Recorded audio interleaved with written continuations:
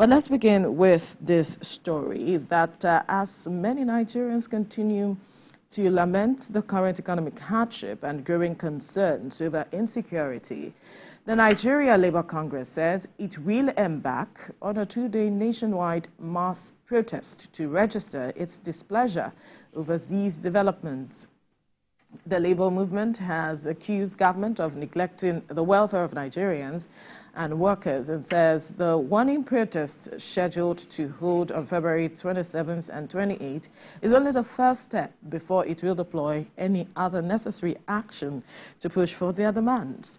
As it is, Labour is already planning and putting machinery in place to follow through on its warning.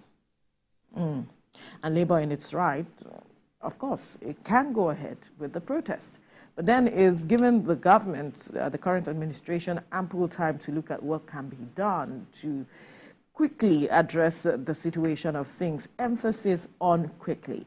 Because recently I was passing through my 12 and could see the faces of some Nigerians around that axis, and it wasn't nice at all.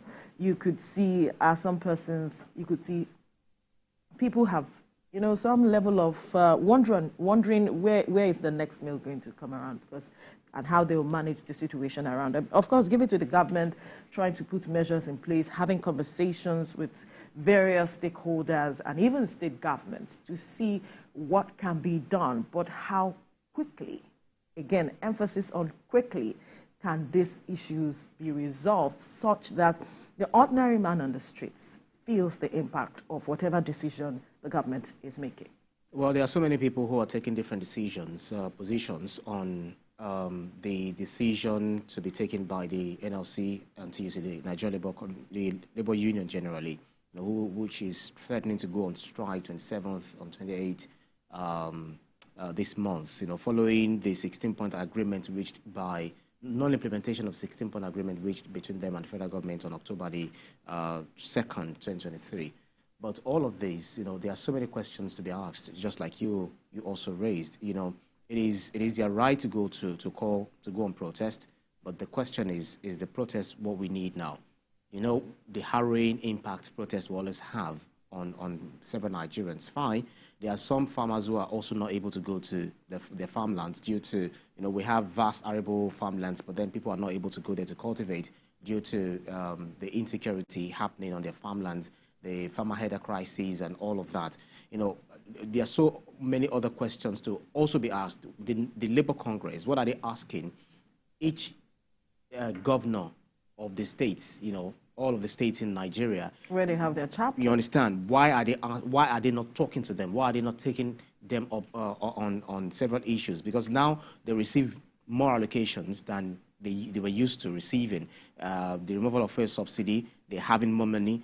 How much have they spent? We see what Governor of Borno State is doing. We see what others are saying. But the thing is, another person also asked a question saying that this is probably, the timing is also suspicious, because if you are calling for protest, is it those who are yet to eat that will be going out to protest? I mean, we know that protest usually leads to you know, some form of crisis. Some people take advantage of this protest to break into people's shops and, you know, steal their stuff. Saying the person is of the opinion that the Labour president is probably being political, you know, the timing and all of that. This is after the issue. Yeah, this is after the president met with the 31 state governors, and then they had a conversation. They had a plan to establishing state police and to also go back to their various states to bring up, you know, different ideas in ensuring that they stem the tide of this of insecurity and also lack of food. So why is it not allowing them to, you know, go ahead with this if whatever it is that he's talking about is not political? You know, those are different. You know, so Labour is saying that the 27th and the 28th is just a warning strike.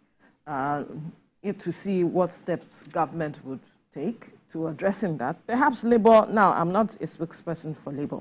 What I am thinking is perhaps Labour is saying, okay, I might have seen that you had a conversation with the state governors, but we are, you know, taking this protest to ensure you understand that we are not sitting or resting on our oars until we see that whatever agreements you have reached with the state governments get to the last person, talking about people, the ordinary citizens who are finding it challenging to have perhaps 3 or even 1 square meal on their table as it is. So it's just perhaps to put government, the various state governments, on its toes that, see, we are watching.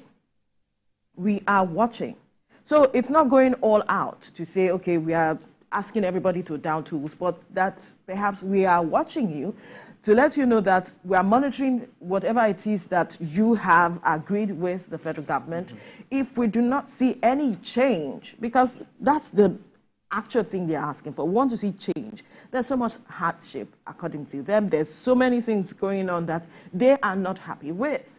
Government not meeting up with some of its demands.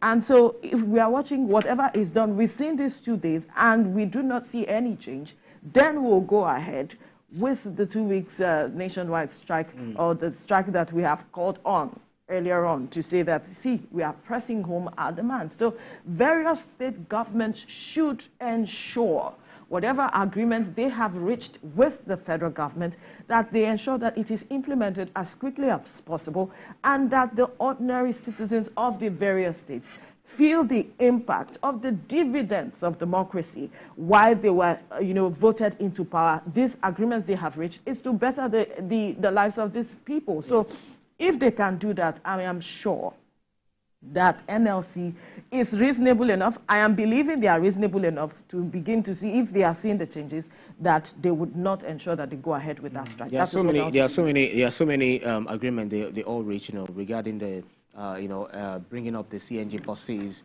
Well, some of the policies, those are questions that a lot of Nigerians have been asking. What's the situation with the CNG buses? Yes, sometime last week we had that conversation. And then the following day we had a story where some persons are saying that the structure is not yet in place as much as they want. But then we'll talk more on all of these issues later on as we get along. Let's quickly bring you the news update at this time.